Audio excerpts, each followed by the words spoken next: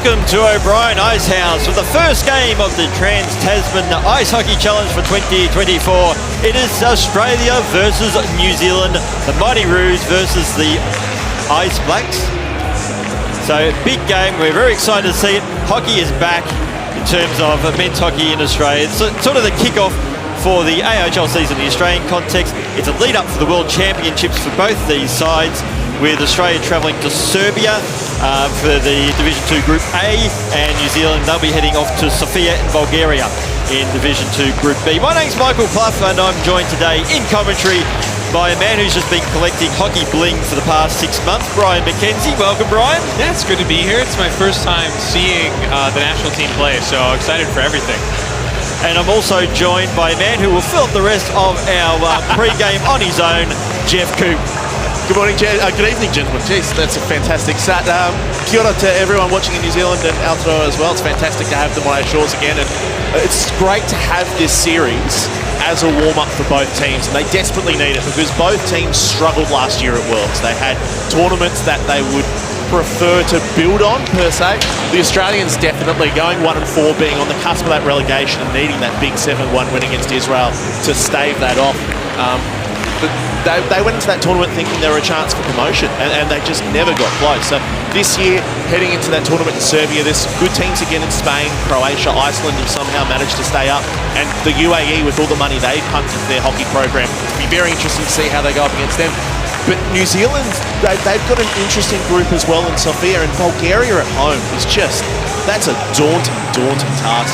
So both teams are looking to build on the Seagulls game and the next two games as well, and taking that to these World Tournaments in late April.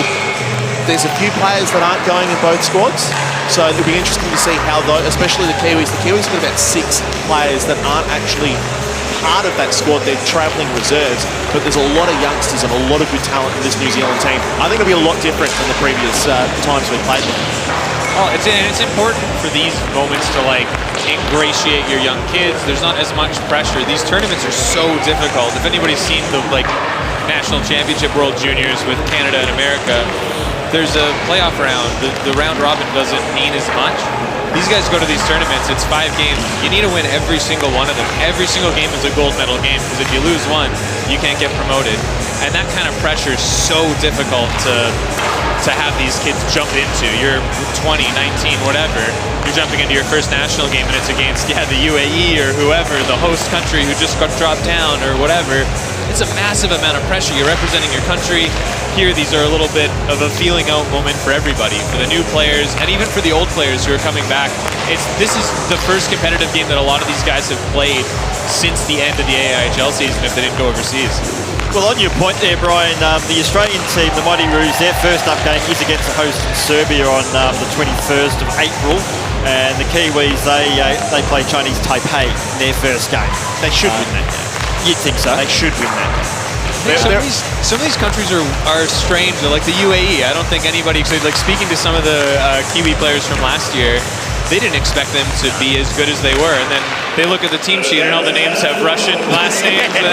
Maybe it's a little bit of a different story. So some of these countries you never know. And some of them, especially ones that have expatriate people moving to them a lot, it's difficult. They can have some strong teams. But then Australia's, and probably even New Zealand's like that, the Australian team playing today, you've got a couple of imports. You've got Strat Allen, Start Company's import, John Kennedy Jr., Vadim Vyasov, Alexei Toivonen was born and bred, even though he was a dual national at birth. He's Canberran at heart. Yeah, he took. But he was, raised and developed his hockey in Finland. So, a country like Australia and New Zealand, these are migrant nations. Yes. So, and you see through the list of names as well that for both sides kind of do reflect that. They do, but at the same time, I'm seeing a lot of homegrown talent for both sides. You got the Kabara brothers out there, missing one of them who'll join them in Serbia. You've got 3 homegrown talented brothers. You've got Alex Wardlaw's in the World squad. There's 4 Wardlaws out there as well. There's a lot of great young talent in there. I'm really excited this evening to see the work of Flynn Hayward-Jones for the Ice Blacks. He plays in the Dutch Second League, and there is a lot to like about him, so I'm really excited to see him. They've got a couple of really good players that aren't here this weekend, the Ice Blacks, but it'll be interesting to see how they use him, because there's a lot of hype around him heading into that Worlds Tournament. And of course, it just also channels into the great Australia-New Zealand sporting rivalry. You know, the Aussies have got, they won the Test series in the cricket. Yep, very easy. And so if Australia does get in trouble in this game, they'll call on Pat Cummins. Yes. And he'll just put a rearguard action.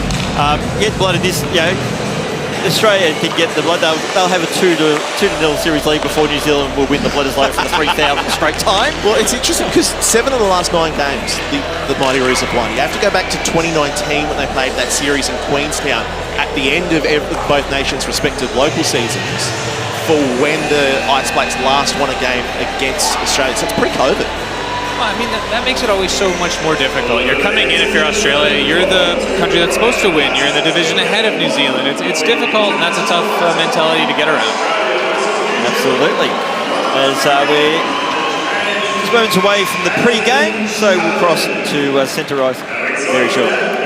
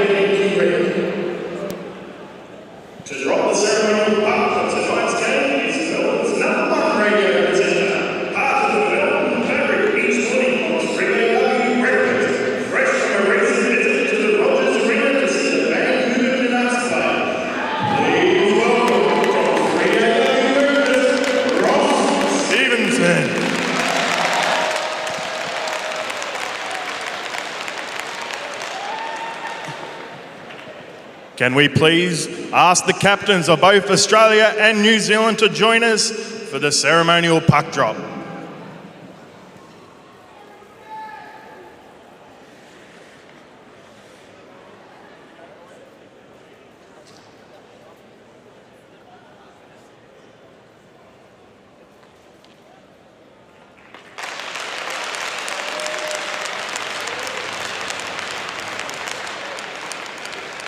And big round of applause for 3AW's breakfast, Ross Stevenson.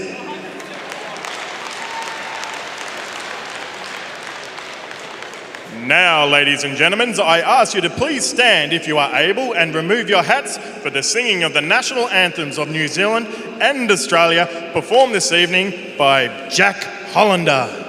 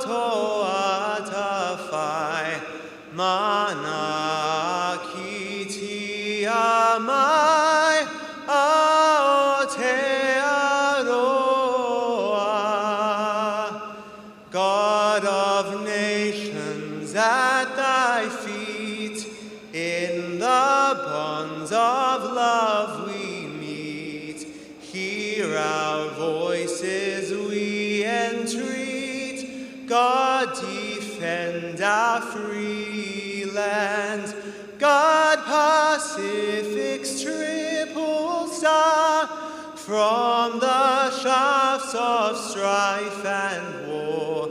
Make her praises heard afar. God defends New Zealand.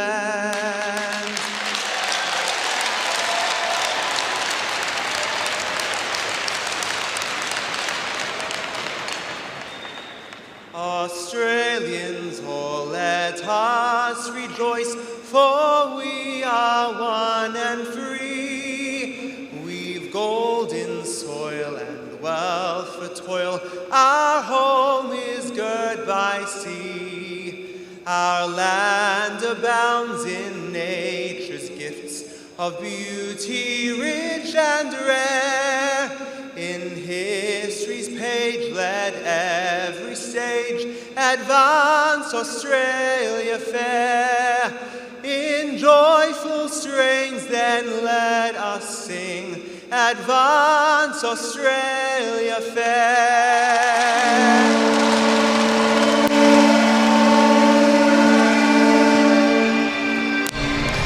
So that's the end of the pre-game presentations. We have, coming up very shortly, Australia and New Zealand in the first game of the Trans-Tasman Ice Hockey Challenge for 2024. And as an Australian, I just have to say, the New Zealand national anthem has got to be one of the best in the world. Oh, it's amazing. Yeah. It's actually the first time I've ever heard the anthem, and I am thoroughly impressed. I always thought Canada's was the best, and now I have to rethink things a little bit. He did fantastic. It's very difficult to nail that. He did very well. Acoustic anthems, though. Very interesting. Yeah. A cappella. Yeah. Very interesting. That's how we're going to do it this weekend. Why not? Right, So there is always a lot to line when these two sides, these two nations come against each other in sport. I think particularly for New Zealanders, they always like to get one up on Australia. It's very interesting. So you almost hark back to the cricket series that you mentioned beforehand, and not to drag other sports into this too much, but the Kiwis amped themselves up so much before that series. They just so desperately wanted to win, and then they won nothing. And they're like, oh, it was a real big letdown. And there really is this sense of this burning desire that they want to beat Aussie over there. The big bro that always picks on them. They're a little bit mean, and they just love upsetting the apple cart. Well, I don't think Australians were the same with the English until we actually started beating them and everything anyway. Yeah. So then it got really fun. Yeah. Look, I don't think this will be like the past two previous series where the Ice Blacks have sort of trailed behind. I reckon they've come out of their COVID slumber. I think we're going to see some good hockey this evening. So opening face-off, McIntosh for New Zealand up against Casey Gabara for Australia, and it's Australians who win the face-off as Michael McMahon will send that one deep into the corner and make it a dump and chase game. New Zealand looking to clear, and they're able to. Skating back, Matt Caruana. Someone very familiar with this ring. Yes. It'll be interesting to see the lineup, the line pairings as well, heading into Worlds. There's Mitch Henning and Casey Kabara on the same line here for the Mighty Roos. Well, there's one advantage of having people who play with each other in clubland as well. You've got that chemistry already there. 6 Brave players in this Australian side as well. That helps with that familiarity. And actually with only one Melbourne Ice player, which historically is a very low number. It is, especially with a series here in Melbourne too. So this lineup, the Australian lineup, I should say, dominated by Brave players and players from the Melbourne Mustangs as well, of course, Goodall Cup champions. Just thought I'd like to remind you of that, Jeff. Brian will tell you all about it in the post-game celebrations later. A fantastic goal from McMahon. Absolutely. Here comes Australia. So Jordy Curris. Happy to play it behind the net. Kiros gets the puck back. Goes back to the point. And that was Kennedy. He just flipped it up high.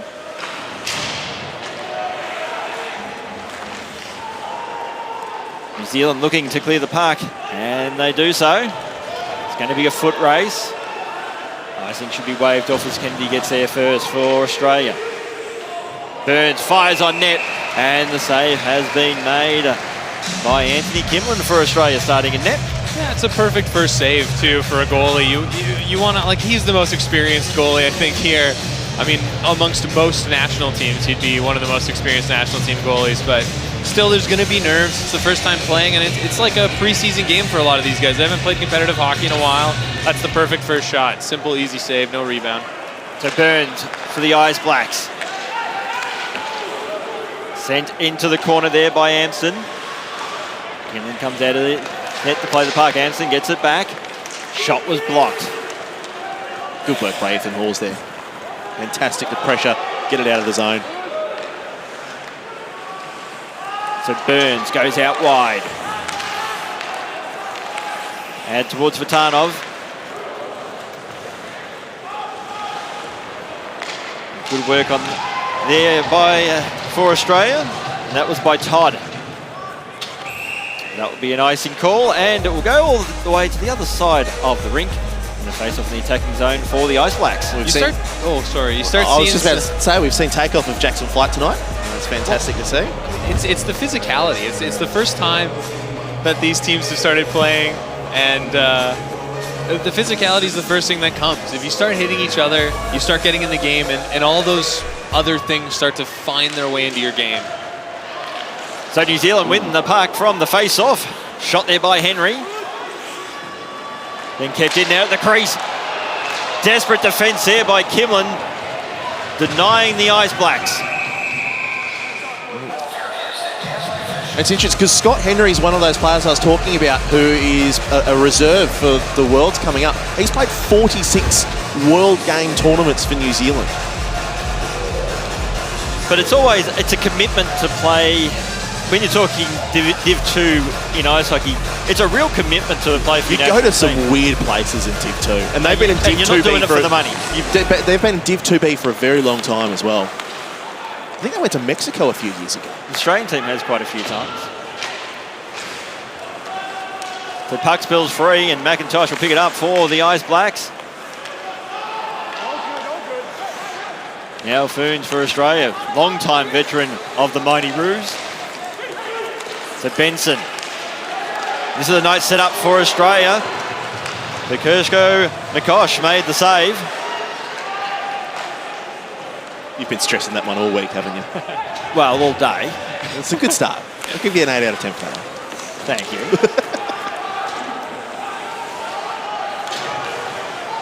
I think Brian's hit it on the head here. New Zealand's come out very physical. Makaruana now for Australia, fires, shoots, and Kershko Nikosh, we're just flashing the glove there, makes the save. Very smooth. Yeah, New Zealand's come out very physical. They've got a style of game they want to play here. And this is something you would take to a Div 2B tournament as well. You get a hard grind them. I mean, you set the tone, right? You're an underdog. You're probably going to be the underdog in a couple of your Worlds games. Yeah, start hitting them. Start getting them off their game. Guess what? It's playing your game now. And unless your name's Bradley Apps, this is not familiar ice as well. So you want to make a statement early. Well, Kahu Joyce has not made this Ice Blacks team, which is very interesting because he's been a mainstay of that team for a number of years now too. So Kabara, that's Casey Kabara. Shot comes in. Shot was blocked. And now the Kiwis looking to clear through Daigle. Fontaine's there. He was stripped to the puck. And then it's just trickled over into the New Zealand bench.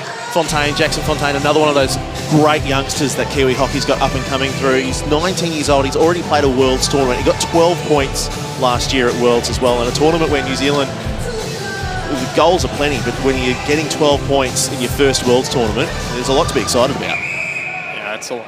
You got to be careful of that sophomore slumps. The second year, you expect to do better, and it just doesn't come, and then you get in your own head about it, especially when you're young. If you get in a couple great shifts, some good shots now, man, that'll translate into the tournament. And realistically, playing at least 3 or 4 of the sides you did last year round, and they're going to remember you and probably pay you a bit more attention than they may have. And that's a big hit. And that's Harvey was actually expecting a call. That to me felt like it was right in the numbers. So Jake Ruck now for Australia. Beautiful pass out towards Kieran Webster as the 2 Perth Thunder players teamed up. So Ruck. Go back to the point. It's a long weekend to be making a hit like that in the first 5 minutes of a 3-game series. That's true. And considering it's all done by the end of this weekend, it's not like people will forget anytime soon. We're back here in less than 24 hours. No, straight to the top of the crease. Attempted tip, unsuccessful. Battle along the half wall as Christensen pass out looking for Stradell, and he gets it now. Gets a shot away, but I think It was managed to be covered there by Kershko Magosh. And that's going to be an icing call against New Zealand. Yeah, that's a tough hit. It's one of those that, again, the preseason sort of, oh, can I hit? Should I hit? Oh, that's that bad. looks solidly in the numbers. That's one miss. where you have to let up. Like, I mean, you'd let up that in any preseason game ever. And like, yeah, you have the jersey on, and that just heightens everything and your emotions. But that's a tough one, and you got to say probably a missed call by the referees there too. And surprisingly, not a lot of commotion from our left, from the Ice Blacks bench. If this was an AIHL game, they'd still be going on about it. And they would, and for next week as well. Yeah. Oh, we've got a net guard that's fallen on the ice there. And this is going to become a sight I think we're going to see a lot in local hockey this year. Well, they are mandatory, I believe, aren't they, this year? Mandatory both AIHL and at international level as well. I think it belongs to Nick Christensen because he looks like he's not wearing one anymore. So Christensen goes out wide to Ethan Hawes, to Vadim Vyasov. Back looking for Hawes. To Hawes, and we're talking about an exciting young prospect. He is definitely one in Australian hockey. 2 years ago, he was, for mine, he really stood out in the final series a couple of years ago, which Newcastle lost to the CBR Brave in the finals. He's fantastic, that series, and he had a good year in America to follow that up as well. It's what you want from your generational talent that come through like that. The hits are flying out here. Possibly that missed boarding call has sort of given permission to both teams to just maybe get a tad more physical than what they thought they could. Yeah, well, I mean, anytime a ref misses a call like that, you kind of set the tone. You're like, well, okay, if that's okay for them to do to us, it's also okay for us to do to them, which isn't how it's written in the rule book, but that's kind of what's implied by that, at least to a player's perspective. Becomes the mentality. Yeah, of course. So Regan sends the puck into the corner. Good work there by Fontaine. The Australians are able to clear the park. This is genuine end-to-end hockey here at the moment. And you've mentioned sort of it as a bit of a pre-season warm-up, but this intensity certainly isn't. When you're playing for your national team, you would hope not. Fontaine now for the Ice Blacks. Shot was high. Ooh. Sandoy happy to send that one into the corner. Former Sydney Ice Dog Remy Sandoy played a season, 2015, I think. You're a man with a long memory. Remind me not to get on your bad side. Please, those grudge days are long over, aren't they? Ah, yes, we do love each other now. Totally platonic, though, should be said. Yes. So McMahon, he flips it up high. Australia have to get themselves back on side. As Daigle will clear. The Atwell. He stripped the puck. It's going to become a foot race. Caruana will get there first for the Australians. Now Woodman will pass back to Kiros, back to Kennedy.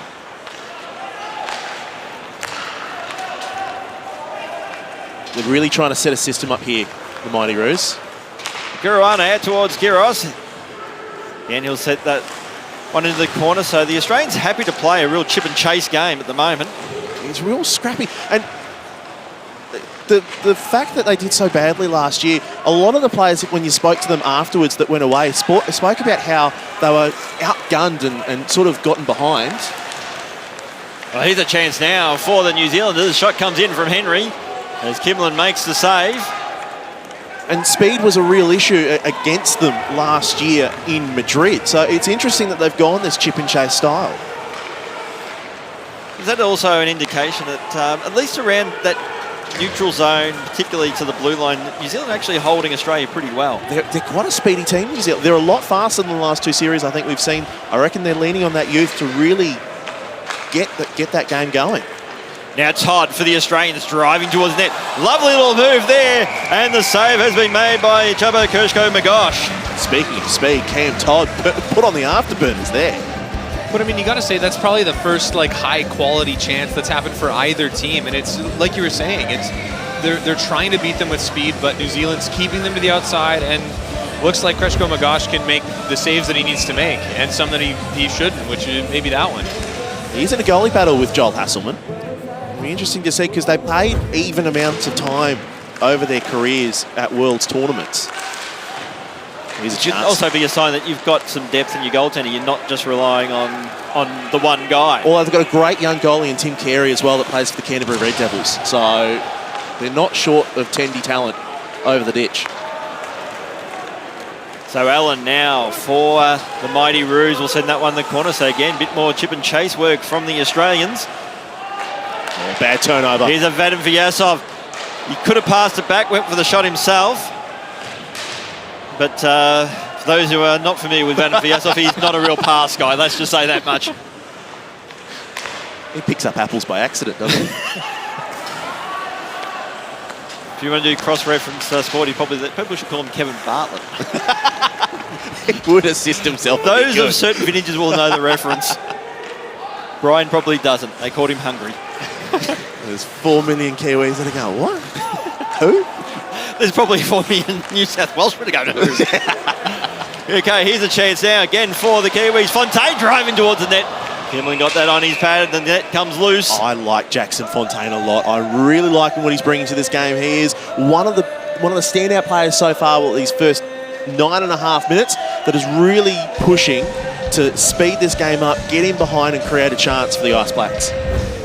That was a really, really good play. This cutback is so nice, and Fontaine just mishandles the puck very slightly. But to the wherewithal to not just drive the net and shoot, but look for your trailing man, it's so impressive. And that almost results in a really good scoring opportunity. So Casey Gabara won the face-off for Australia. Woodman. Now towards Michael McMahon.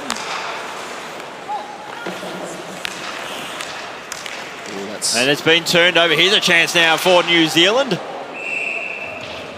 As Ivan Delmato made the shot attempt, but that's hit the back netting. We're going to have a face-off. That's not great from Matt Caruana there to turn that out. It's not a great spot to lose it, but credit to him. He back-checked enough to apply the pressure. It wasn't a free walk-in. Well, and I mean, that's the thing. Mistakes are going to happen. It doesn't matter what level you're at. You watch NHL guys, they make mistakes as well, and it's your teammates and yourself. You need to back-check, and you need to get back on top of it. You need to be ready for when those moments happen, and in Australia, to their credit, we're there.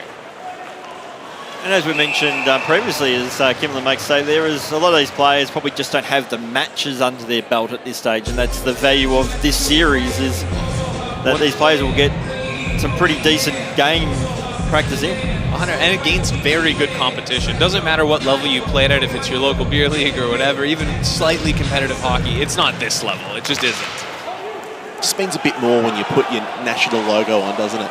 The anthem before the game just hypes you up a bit more. And especially for the Ice Blacks, having to come to Australia to do this as well, it just gives them a bit more motivation to come and represent New Zealand in Australia, to try and beat the Australians. They're flying out there. It's fantastic to see. So Woodman just too slick for Flight on that occasion. So Flight, well, he was almost grounded. And attempt there was just a little bit wide by Mitch Henning. Oh. Right idea. As Kuruwana was lined up by Flight. He flew in. And don't worry, fans sorry, of Jackson Flight, we've got more puns where that came from. Note how Brian's not doing any of these. No, because he's supposed to be the sensible one. He's the grown adult in the comm box at the moment. We're just warming up for the season, aren't we, Cloughy? It's the only time I've ever been called the grown adult in this situation, and I'll take it. Speaking of grown adults, JFK made the move to Perth this year as well. Very interesting. Oh, okay. Might not have been announced. I might have just ruined some. You may have just ruined something. That's all on you. That's all right. I'll wear that one. So Kieran Webster now towards Kennedy, back to Webster. It was a dangerous pass that in the end did work out. Australia just struggling to find a way through the brick wall of the New Zealand defence. Oh! They found a way. They've scored. Jake Ruck gets first blood for the Aussies. It's 1-0. It's all in the release here from Jake Ruck as well. I think it's caught Kershko-Magosh off guard. He's just not expected it from that spot, and his clubmate and Jordy Kiros is hyped for him as well. It'd be fantastic to see a replay where this has beaten Kershko-Magosh. I think this has beaten him just under the glove. Yeah, that's where I thought it went in as well, like above the pad, under the glove. But I think from that distance, unless he may have been screened by his own defenseman, but I think that's one that he probably wants back a little bit. It's a shot from far out. Even doesn't matter how good the shooter is. You got to make the save as your goal, and you expect yourself to make those saves. And all of a sudden, there's a bit of pep in the Australian step at the moment. Vyazov crosses the blue line. So battle in the corner, and the Kiwis haven't been able to clear. Todd to Vyazov. Vyazov, he's just corralled there by Regan. He could do that all day. He probably has before. Most likely. They should probably give him the keys to this place and just let him skate around in the corner, don't they? What, him in one corner and just, well, Joey Hughes just doesn't want to go to his own rink. Exactly. Although he's got his own rink now, he can do that in his own rink all day. Just wanted to change the scenery for one day. So shot comes in. Well, shot in the end was blocked. The Hawes firing it into traffic. Australia still in possession of the park. So Vyazov for the Mighty Roos gets it out towards Todd. Vyazov along the half wall. And it's going to be cleared by the Ice Blacks. And as positive as I've been about New Zealand, their ability to clear the zone at the moment is probably the one thing that's letting them down, because there's repeated shot attempts. They're getting their bodies in front of it, but there are 5-6 shot attempts every time Australia's in the zone trying to get it on net.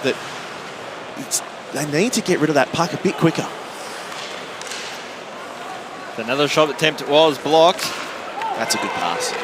And here's a chance now for New Zealand. Fontaine, who's made a very good start to this game. Pass a nice one. This is a beautiful setup, but it has been intercepted and it's come unstuck. But I liked the idea. Oh, nice. Now here's a chance now for Benson. Pass out. That was Tyler Kabara, sorry. Get my Kabaras wrong for the first time this year. Don't worry, there's plenty of opportunity for that to happen. We've got a whole season of mixing up Kabaras. I get a bit more in trouble for those ones. I'll just assume everyone's case. Remy Sandoy got skated around very easily there, and that's interesting. I wonder if the Australians are going to try and utilise that, because Remy's getting a lot of ice time at the moment. Well, it feels like the New Zealand defensemen are trying to stand up, get the puck early, and when you do that, you're caught flat-footed. If the Australian player gets there first, you can be burnt very easily. It's sort of a do-or-die kind of moment for the defensemen, and they got to be careful when they step up, and if they do, their partner needs to come and support them. Solid. So again, New Zealand unable to clear the zone, which does open the door for Australia. Australia will clear foot their own race. zone. Oh, it's an icing call. Oh, jeez. Yeah, so an icing call. It feels right now that the New Zealand players, like you guys are saying, it's just they can't get out of the zone. It feels really like they're chipping it up the boards and hoping. Hey, I hope somebody's there to get it, and it's no New Zealand player is there. Getting the puck, holding it, letting your players get to their spots, that's going to be very helpful for them to get some momentum back in this game, because they started so strongly. Is it about tempo in the Australians now, how they're controlling tempo and they've found the tempo, they've found their rhythm probably a bit quicker than the Ice Blacks have? The Ice Blacks still look a bit scrapey, but here's a chance. Now, I've mentioned that. But again, it was Woodman who just outclassed Kozak on that occasion. And I think it's the goal, too. Like, you score a goal, you just give your team the momentum, because it was very even before that goal, and ever since then, New Zealand has barely gone into the Australian zone. Well, the stretch pass on that occasion wasn't completely successful. As McMahon will clear, and this is a successful stretch pass. Kuruana gets a shot away, and Kershko Magosh makes the save. Yeah, that's not ideal for New Zealand, and they can't be allowing that, because multiple times in those previous games that they played against Australia, the goals have started to flow a little bit too easy when they lack defensively. There's been some big score lines as well. The last game that played for New Zealand was a 9-4 scoreline. Like, you don't want to be leaking too many goals too early. Shot comes in. Kershko Magosh managed to make a save on that one, and New Zealand's are able to clear through flight. Gets it out towards Apps. So Apps fires on net. Kimlin got a piece of that, but the puck has spilled free. Henry, and now on this occasion, it's going to be covered. by Anthony Kimlin. That's a sneaky shot there by Apps. I mean, you got to think Kimlin hasn't seen that many shots, especially in the last 5-6 minutes. He just sort of stopped up, looked for his trailer, looked for his person, couldn't find him, rip it on net, and Kimlin, got a piece of it, but that wasn't as clean as Kimlin likes to do it, I'm sure. Was that some acquired local knowledge from Brad Apps? Maybe, I don't know. He scores on me like that all the time. Is that why you're the number 3? Yeah. Should probably be the number 4. You're number 1 in our hearts, though, Brian. It's okay. Yes, for our foreign viewers, Ryan McKenzie is the number 3 at the Melbourne Mustangs in the goaltending ranks. Still got to earn himself a Goodall Cup trophy last season. Yeah, still counts as part of the roster, apparently. Yeah, absolutely. Yeah, your mic drop moment. You abandoned me mid-broadcast. I had to. You're forgiven. Ooh, that's another interesting play at the boards. Same spot as that boarding call that was missed as well. Can you just hope in situations like this, it's going to be physical. Well, Ruck there was lined up by Connor Harrison. Just like that. You just hope nobody gets hurt. Ruck gets right back up. That's a fine, clean hit. Everyone loves to see that. It's the ones where somebody might go down. You just don't want to see anybody get hurt. That is a grown man on Jacob Ruck there, Connor Harrison. It was a grown man hit too. I think Jacob, he's not tall, but I think he's fully grown man now. So Christensen will send that one in the corner for the Mighty Roos. Todd, he's there, so is Allen. Allen back out towards Christensen. Well, weak shot. I think it was a shot, but it was like, couldn't decide it was a shot of a pass in the end, and it became a bit of a nothing. So Vyasov for the Australians, trying to work his way through the Ice Blacks defence. The numbers will win out. It's going to be cleared by Alex Regan. So it looks like Ethan Hawes. Spencer takes us into the zone. To Benson. Just tried to get at the top of the crease. It looks like Hawes has been paired up with Funes this week. Well, now Pataki's out there, so now I'm questioning who the line pairing is there. So Pataki has got Norca bounce off the stick and has to retreat. Gets out towards Funes, back out towards Pataki.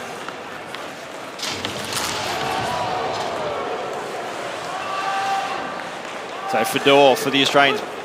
Back out towards the blue line, Pataki gets a shot away. And still the Mighty Roos in possession of the puck. So a lot of those players that are out on the ice for the Mighty Roos at the moment are not going to Serbia. Tyler, I believe, is the only one out there. That's Tyler Kabara for people who are not CBR Brave fans. Or is it Canberra Brave now, isn't it? Did they officially change to that? The CBR Brave for me. The name was changed. So Tyler was the only one out there. Tyler Kabara, was the only one out there who is going to Serbia. The rest were made up of players that are playing just this weekend. Interesting. Here's a chance now for New Zealand. A shot on that occasion there by Justin Daigle. There's a good save by Kimlin there. That has been New Zealand's best chance of the evening so far. That's vintage Kimlin. It's a battle in the corner. Woodman has done well for the Aussies. Now McMahon back into the corner, and then it was just too hot there for Casey Kabara. As we're into the final 40 seconds of the period. The Kennedy, and save. Good save by Kershko Magosh. It's a really good save. Very important. There's no rebound there. 2 Australians as he's smiling. Somebody's telling him something. Was that a fantastic mustache through that helmet we just saw? My goodness. Oh no, before they were doing team photos before, and he looked like a very beautiful man. Big 30 seconds here for the Ice Blacks. They cannot concede. And it's the goal scoring line that's out there now as well. And they should be able to clear, and they do the Ice Blacks, but it's going to go in straight away as Malloy will send that one into the corner. And the Australians in control of the puck, but New Zealand able to clear. The chance now for McIntosh. He just couldn't trap the puck as he'd hoped. It's a little bit of the story of their period. There's been a couple opportunities now where it just bounces off the stick funny, but they just can't connect on that final pass. Here's one last chance now for Australia. Shot comes in. The shot was wide by Jordy Kiros, and that will be the end of the first period, where it sees the Mighty Roos of Australia leading the The Ice Blacks of New Zealand 1-0. There's a hooking penalty here. Are we done or not? Oh yeah, they're talking about it. They're going to start. Australia's going to start the second period on a power play here. 19. That's going to be Colin McIntosh, who's the recently nationalised Colin McIntosh as well. So, first period, I thought Australia found their groove and their tempo much quicker than the New Zealanders. And you saw that some of the passes you mentioned, Brian, the New Zealanders, their passes just aren't sticking. Yeah, it just feels like they're maybe rushing things, or just it's that maybe it is putting off that rust. Maybe I haven't put on the skates, especially with these players, in 3, 4, 5 months. Who knows? And it showed. It just felt like they were just not being able to make those simple passes well, and Australia capitalized on it. It's got a lot of opportunities. So at the end of the first period, is Australia leading New Zealand 1-0. We're back shortly with the second period of play.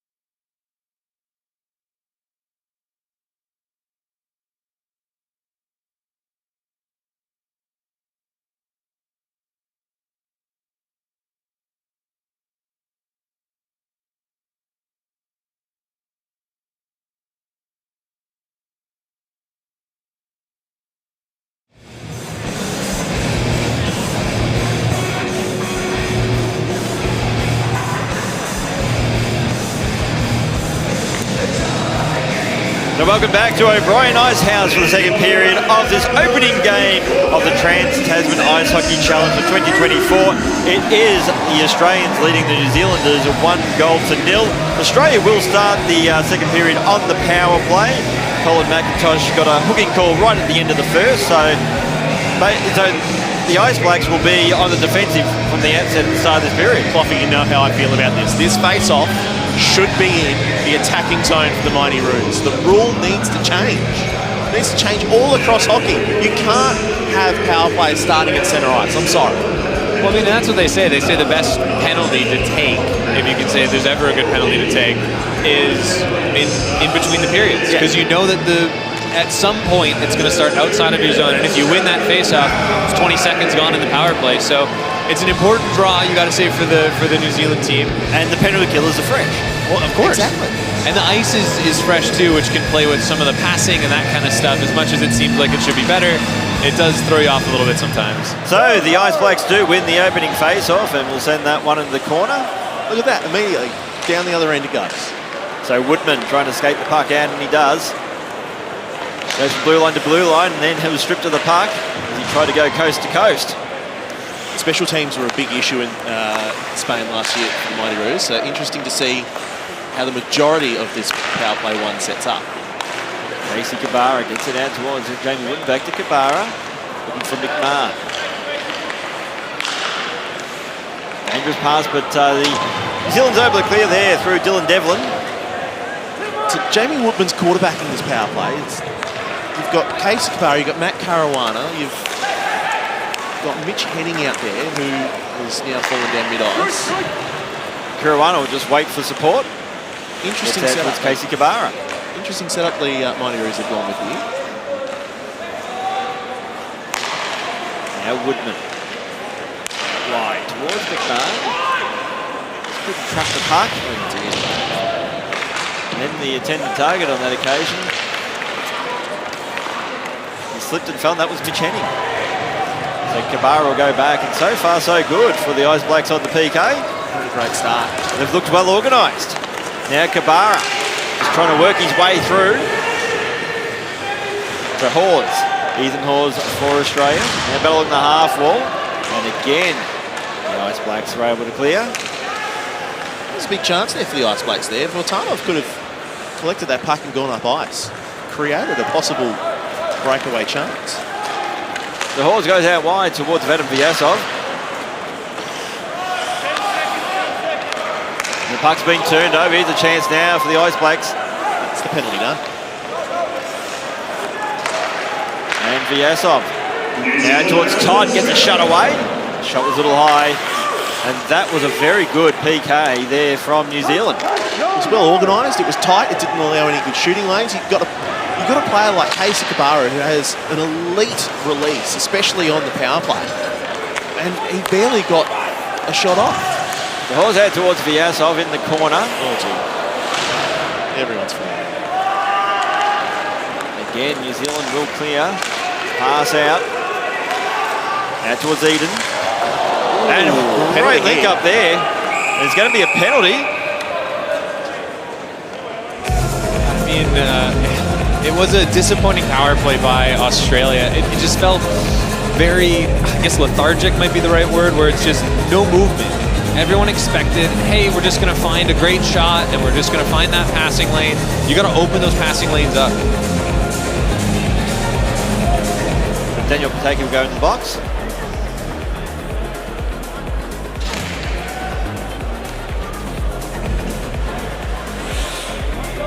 So 2 minute slashing call against Daniel Pataki. So New Zealand now go from the PK to the power play. And it's that old momentum thing. It now swings. You have a fantastic penalty kill. You go up ice. You earn the penalty. A chance to get right back in this game. Kimlin will cover that one up after a second face-off. Well, they say a recipe for an upset is good power play and good goaltending. And Kreshko Magash has been pretty good in net. And now it's time for their power play to be good as well. So New Zealand do win the face-off. Haywood Jones gets a shot away. He is something to watch. And again, New New Zealand keep the puck. Shot comes in. The shot, though, was high there by Daigle. Battle along the half wall. Smart by Australia. You're wasting valuable seconds. The puck has come loose and Australia will have the puck. And they've been able to clear, well, that's gone into the New Zealand bench at the end. So they've earned a face-off, but like I said, they've eaten up about 10 seconds of penalty kill time. At least. Yeah, I mean, that's exactly what you're supposed to do if you're a penalty killer. Two Australian players, 3 Kiwi players on the wall there. Here's that great opportunity. If he can get a good stick on that and chip it right over Kimlin, that's an impossible save to make, really. Yeah, the play itself, it drew a penalty, but the whole link-up was actually really impressive. I feel like you had to take a penalty there, because if you give him a free chance at the puck, that's probably in the back of your net. So Australia are able to clear. Burns will get it now for the Ice Blacks. So Stefan Amston gets it back out towards Burns. But he's turned it straight over, and Aussie will happily just send that to the other end of the rink and force New Zealand to set up again. Played 10 Worlds games for the Ice Blacks as Amston. 30-year-old from the Sky City Stampede. Burns, Amston. Thought about the shot. We'll go for the shot, but the shot was blocked. Dance again, winds up, shoots. Looking there for a tip. Well kept in. It's been kept in by New Zealand, but eventually attempted pass there by Burns has been blocked. Stephen Amson has had to retreat, concede some territory, goes back out towards Burns. Amson goes from blue line to blue line. A little drop pass. Pass to the slot. So Australia have defended the penalty. That's a chance that Brad Apps would love again, because I don't think Kimlin knew he was hiding there.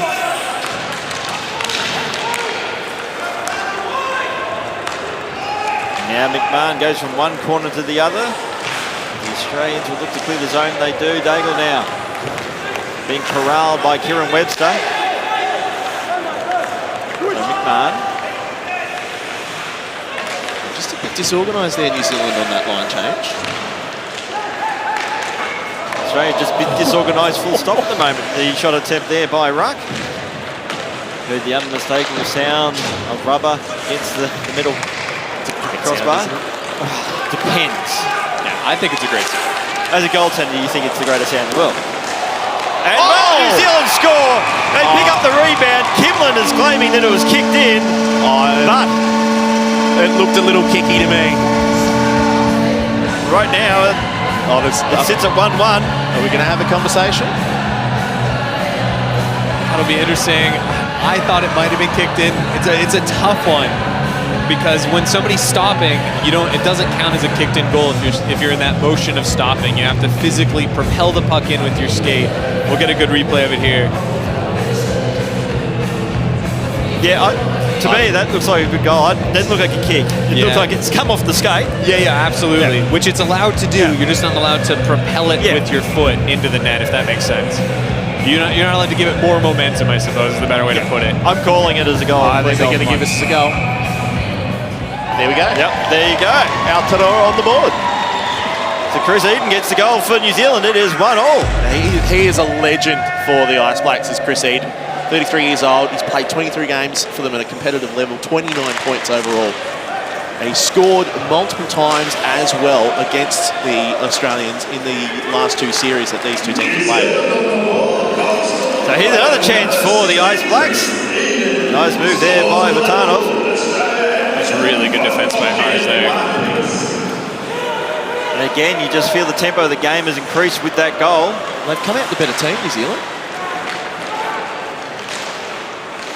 You wonder how much confidence that penalty kill to start the period has given the New Zealanders. It was just a quality penalty kill. There wasn't a lot offered for the Australians. The confidence they grew out of it, and then get the penalty off the back of it themselves. And even the power play, they were able to keep it in their offensive zone for most of that power play as well. They just couldn't get the clean opportunity. They'd hope the shot comes in as Kersko Magosh makes the save. Great shot from national team debutant Nick Christensen. Fantastic to see a young defensive talent from Australia and another great player as well entering the national team parade. It's been fantastic, Nick Christensen. Who would have thought Jeff Coop talking up the CBR brave one? He's a good bloke too. And he's made the team to go to Ceremonial as well, which is fantastic to see as well. And shot comes in and Kersko Magosh makes the save once again, but we've sort of been referencing it throughout the broadcast so far, but you know, Australia's a team in transition. The old guard is now pretty much gone. You know, Brian Foons, I think, making the trip to Serbia. He's playing here today. He's probably the last of the old guard. Woodman's been there for quite some time, but there's a lot of new players coming into the lineup, which is probably what the Australian team needs. That generation had achieved what it could achieve. Yeah, and it kept us in Division 2 for the most part, having successful years pre-COVID. There was a couple of chances of promotion as well. There was the tournament in the Netherlands where they had to play the Dutch in the last game, and if they won that, they were going to go up, and then the Dutch had the super team, all from one team, and they just outgunned us. And you're right in that there is a bit of a change in the guard. The Kiwis are going through the same. There's a chance now for Australia as Kersko Magosh is try to cover up as much of the net as possible and hope for the best. Fantastic reflex. So the Kiwis are going through the same thing, but you feel like it's almost... So shot there by Woodman. Kersko Magosh made the save off the pads in the corner, so puck is still live, and New Zealand are eventually able to clear the park through there. You feel as though COVID has sort of forced both these nations to sort of refresh who's going on these national team tours. So Woodman driving towards the net, decided against the shot. That nearly came out. Casey Kabara Woodman just fires the net. The shot though was blocked.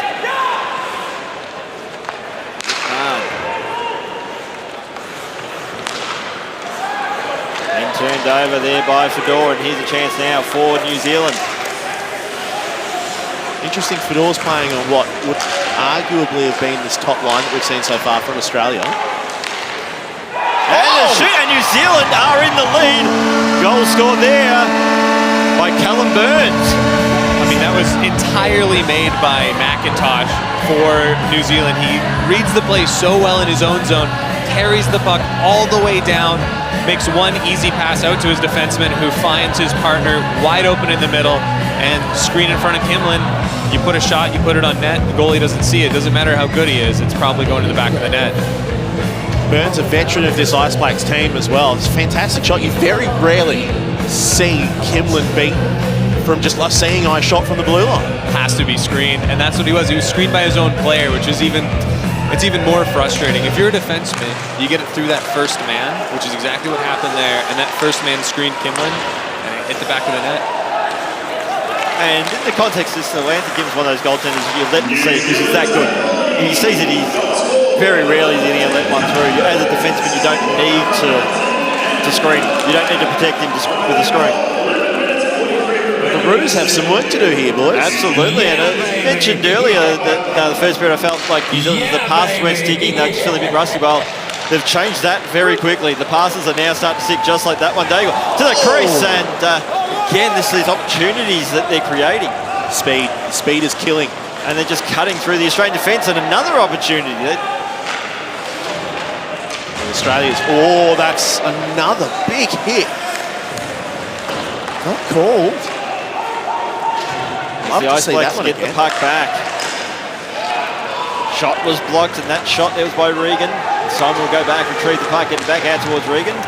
Fontaine is also there for the Ice Blacks. Fontaine. Cycling in the corner. Skates well, this kid, doesn't he? And Fontaine will get the puck back. Pass to the slot. That round chance was there. Kimlin was very slow to get to that other side.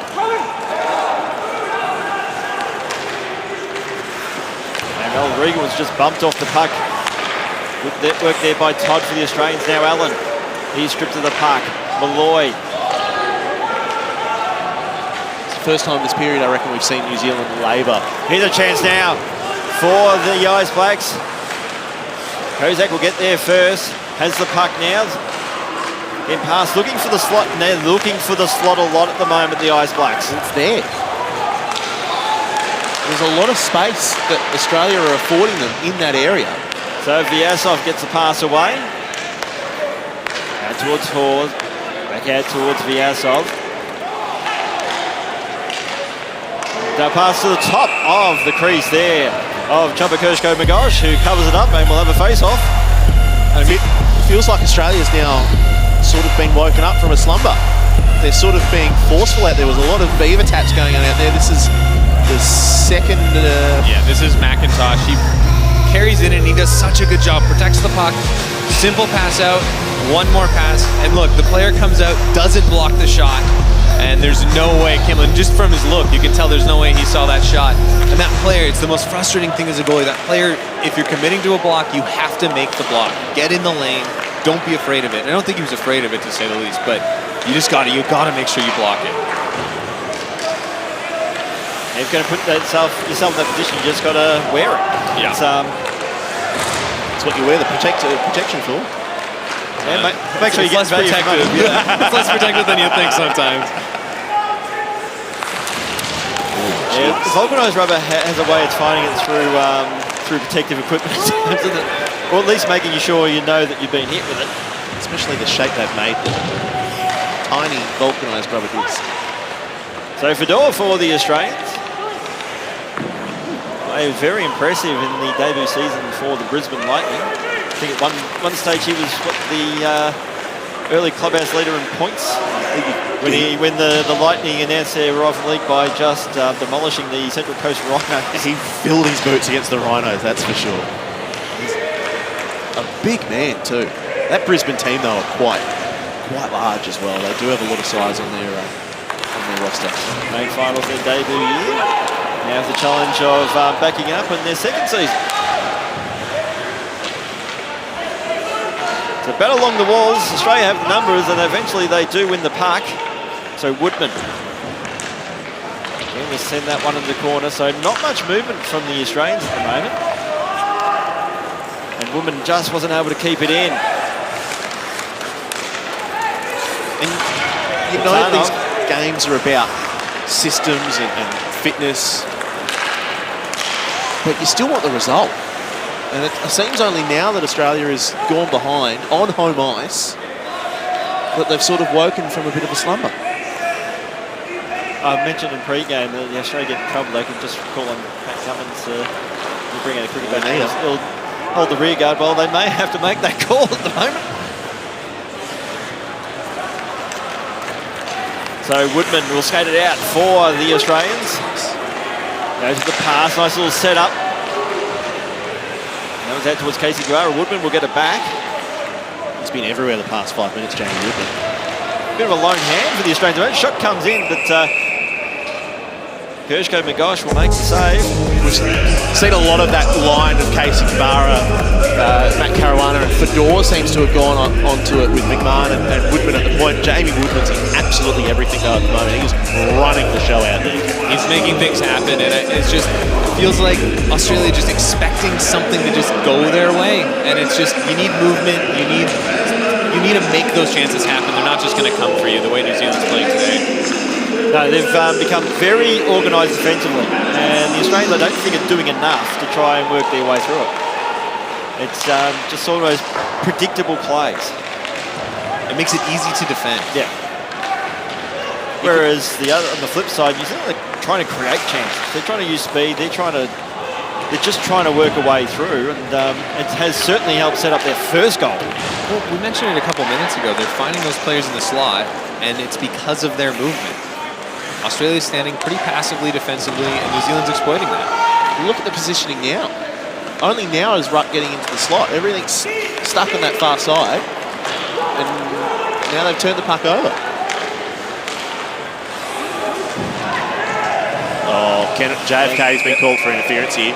And a pretty obvious interference call. That's a sign, I think, that Well, Kennedy was quite worried of the speed there of, I think it was Fontaine, was it? But you get the feeling the speed of New Zealand is really starting to rattle the Australians. It's concerning going into Serbia. I know we're very early on, but that's what killed Australia and Spain last year. I mean, it's a little bit of fear too.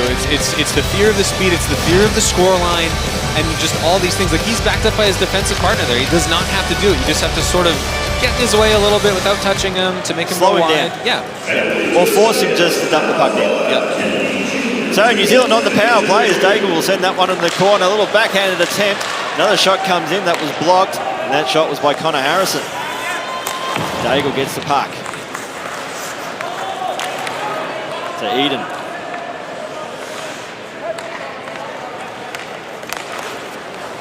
Daigle goes out wide. To McIntosh. Thought about the shot, went for the pass. Another pass to the slot. But no shot was on offer in the end. Seems this penalty kill from Australia is very passive. They're willing to sit back, allow the New Zealanders to have the blue line and step in from there, and they arguably this period for the most part from the Australians has been passive. Well, and history shows you can back Kimlin to make the stop when you need him, but you've got to help a brother out sometimes, don't you? Caruana, little drop pass out towards Casey Gabara, goes for the Daigle and couldn't get the shot away. And finally some life there from the Australians. Oh, that was unnecessary. Who hit that? I approve of use of sound effects, but that's another story. Here's a chance for the Australians, and it's scored. Matt Caruana with his trademark celebration has scored short-handed for the Australians, back to 2-2, and that's one very much against the run of play. And that's the sound effect you like to hear, the goal horn on the penalty kill. Yeah, and I mean, you felt it coming. Like, the whole penalty kill there, they just had a great chance that, it didn't work out for them, and New Zealand just felt passive, and they're still on it. They get aggressive on their forecheck, and you cause a turnover, and it's a great composed move by Caruana. Like, he could have very easily just one-timed that on his forehand, but he saw, and I mean, it's like the Australian bench will say accused of being passive, and they say, well, eat this, Fluffy. They have been known to do that, haven't they? They have. So apps now for New Zealand. Pass out towards Amston. Still 20 seconds left on the power play for the Ice Blacks, and Kimlin makes the save. And that's the thing, they have to be careful. There's still a little bit of a power play left for the New Zealand, and it's just, you can't get too, hey, we did this on the penalty kill, man, we're back in this game, no problem, because that's when something bad can happen. You have to kill these 15 seconds. You know, I think I just saw well-known Mustangs fan Nate Tanner celebrating A Melbourne Ice player scoring a goal and hitting his trademark celebration. And he's going to hate that I pointed that out. He probably will. He will. Now, your point's proven. We had a fantastic view of that just then, Brian. The line of sight for Kimlin on that shot just then was uninterrupted. Perfect sight of it. Up high, easy save. Yeah, he's not going to not make that save. And that's the quality of goalie he is. And if somebody's in his line of sight in whatever team he represents, he's probably not going to save it. It's impossible to save the ones that you can't see. So ruck clears for the Australians. Tappan has it now for the Kiwis. Nearly joined us in here. I was going to talk about the goal he scored. So Kennedy out of the penalty box, and all of a sudden Australia found a bit of an extra gear after scoring that goal as Kieran Webster. Little drop pass. This is a nice setup to ruck, but he was stripped of the puck. Good defensive effort on that occasion. I'm liking this perf line here of Webster, Ruck and Kyrgios. That defensive effort was by Robin Zatanov. And in the end, well, just one attempted move too many on that occasion by Kozak for the Ice Blacks, and Hershko Magosh will cover it up. We'll have a face-off in the New Zealand zone. Luckily, it just went over the top of Vyasov's stick there, because Vadim Vyasov on the stretch pass breakaway, that's killed many in AIHL team. Well, I mean, it all comes from the New Zealand player making a silly move right over the blue line. It's the last place you want to turn that puck over. Everyone's going into the zone. You've already made it. You got to get it in deep, or at least have a shot on net, get something, but don't turn it over there, because dangerous chances can get created from that moment. So from the face-off, Australia get a shot away, but the shot was just a fraction wide in the end. Is that Strat-Allen? Was that big Strat-Allen on the shot I there? think it may well have been.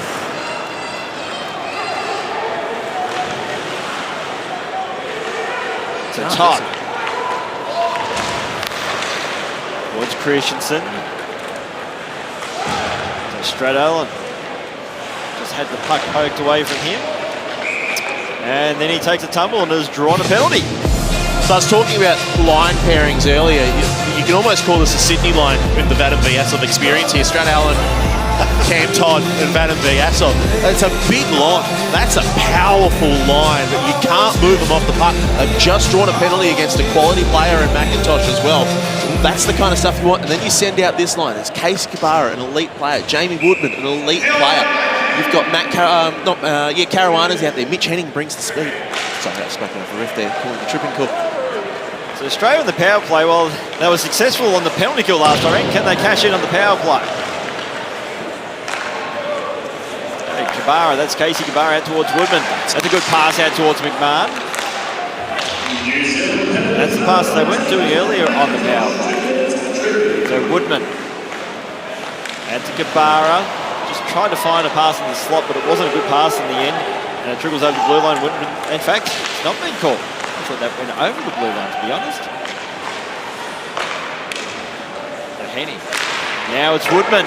Just fired it, and then it was blocked down.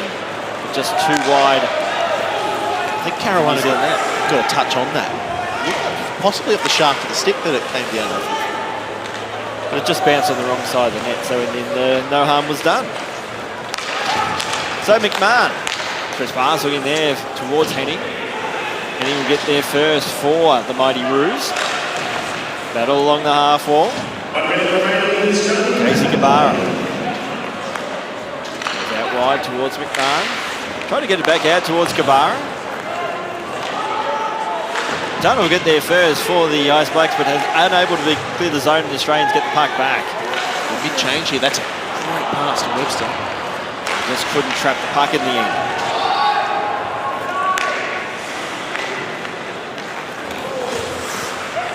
Cleared out.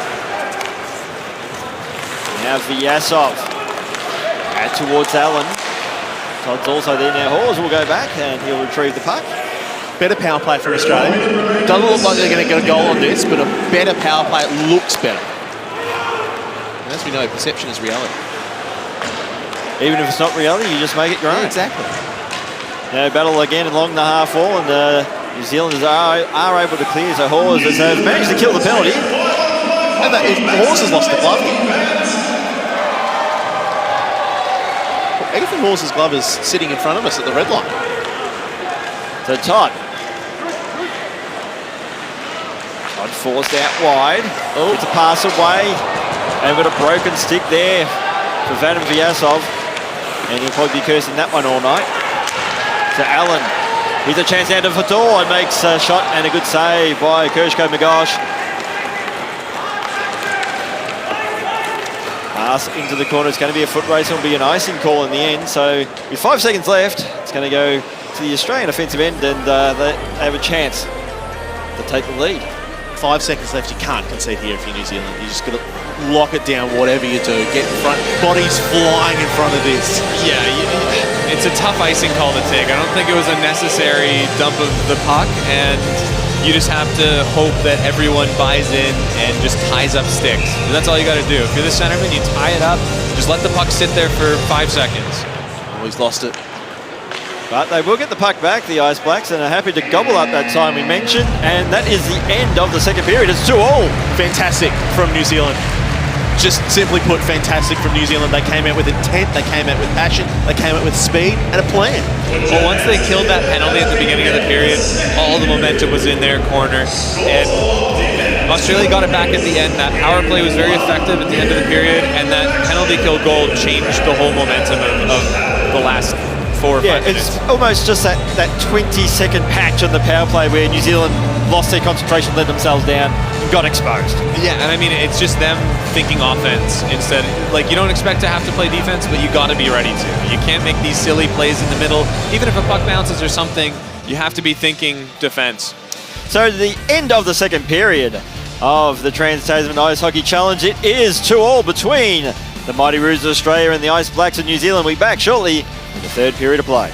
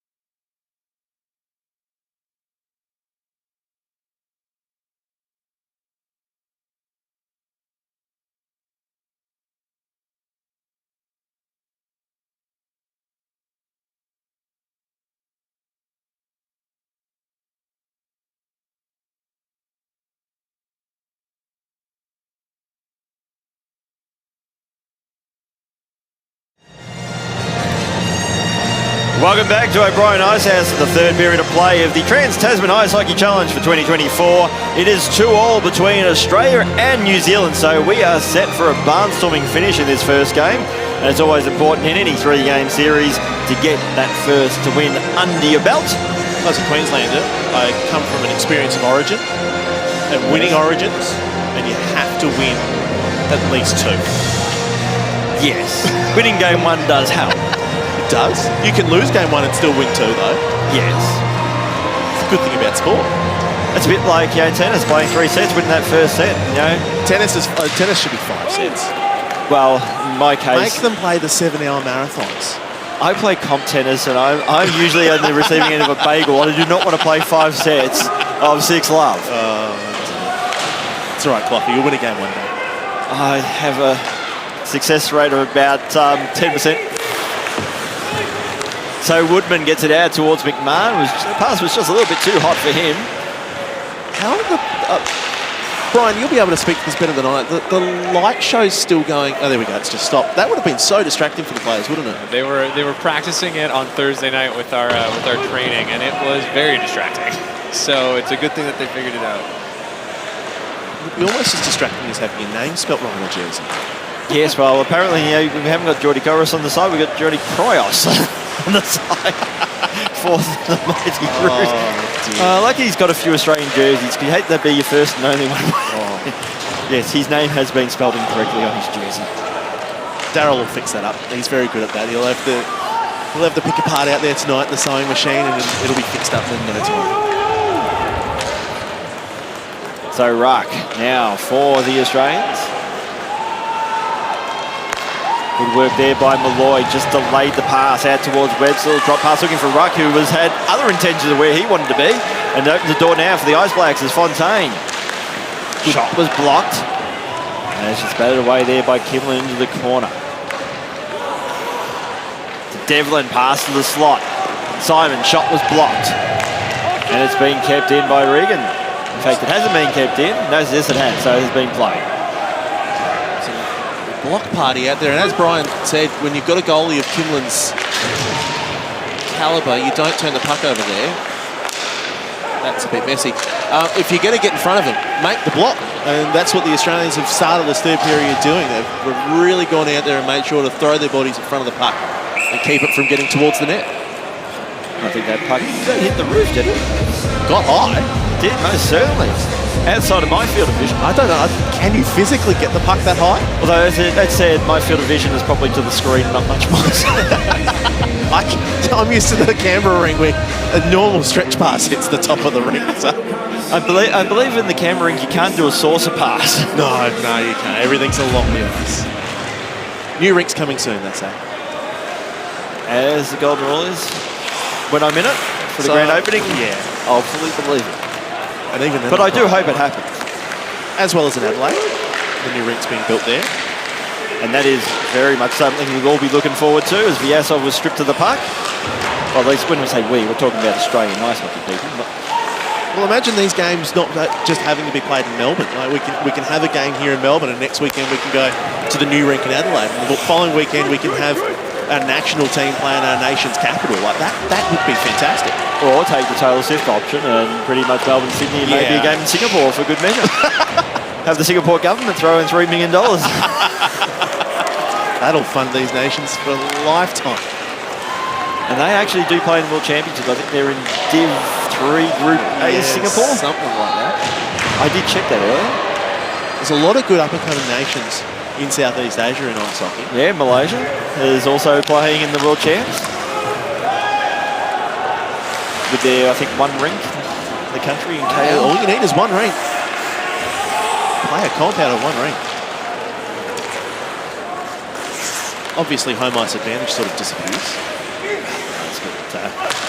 Here's a chance now for Fedor. Out towards Tyler Kabara. Just fires on net, looking for a rebound. It's a Pataki. Hasn't seen much ice time since the first period as Daniel Pataki.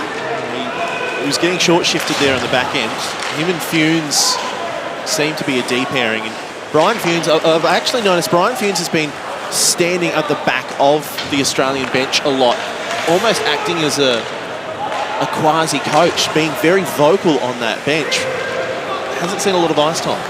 He's a player with plenty of experience. And you'd lean on that, especially with the young players we've got on the back end in Ethan Hawes and Nick Christensen, having to sort of get experience at this national team level. But Harrison gets a shot away and Kimlin makes the save. Daigle again fires on net. Another pad save there by Kimlin.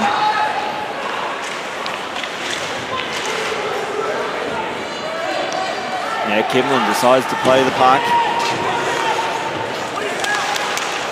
Just can't clear the zone, the Australians at the moment. And the man we're just talking about, Brian Foons, goes with a stretch pass. It's going to be a foot race leading, and there is Kabara for the Mighty Roos. Pass to the slot. Here's a chance for the Aussies. Great work from Casey Kabara there. Realised he needed to put an extra step in to get to that end board to get the puck. Caruana has the puck. Puck bounces off the boards, and now the Ice Blacks have it and should be able to clear. Pass out wide. It's a good collect from Eden. He struggled with it a little bit on that far side. Daigle out towards Fontaine, who cuts into the centre lane. He's swamped by a mob of kangaroos. I think that's a very mighty type of kangaroos. I think it speaks to what the Australians think of Fontaine's skill, that there was 4 players on him as soon as he touched that puck. He was not allowed a lick of ice to get a run up into. And that's what you need to do with the best players on the opposing team. You just got to swarm them, swamp them, make sure they can't make that magic happen. He's 19. And Devlin just found out that Stradellen is a rather large man. As I think everyone who's played in the AHL for a good past 10 years gets reminded of fairly regularly. Very physical player, but he uses his bodies well. There's a penalty. That said, there's going to be a penalty against him. Now you've said that, Coop. For charging. I haven't seen a charging call in years. Yeah, that is an interesting call. That kind of seemed like a big man on a little man penalty. Yeah, you can see him kind of hands. Maybe some choice words for the referees. The naturalised Aussie.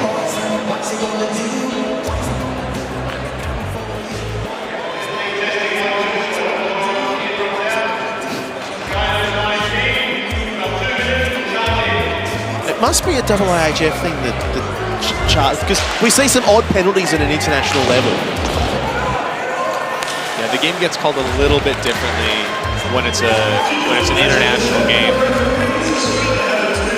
So New Zealand on the power play, and they now have the puck through Harrison. Can't concede like they did on their last power play, that's for sure. Absolutely not. Pass to the slot. That was Hayward Jones. Couldn't get a shot away. For Eden now. Hayward Jones. Daigle. Goes for the pass. Eden gets a shot away. Shot was blocked. And immediately you can see this Australian penalty kill is already a bit higher. Just a smidgen, but a bit higher up. They're a little less passive, a little bit less sitting back and a bit more in the face. So that play that Daigle tried to make was immediately shut down instead of it having an opportunity to bounce off a shin and deflect somewhere else. Tyler Kabara with a rigged wide pass. And it's a good effort too. Out towards Woodman. He's happy just to concede some territory. Back out towards McMahon. Stretch pass, a good one too. Out towards Woodman.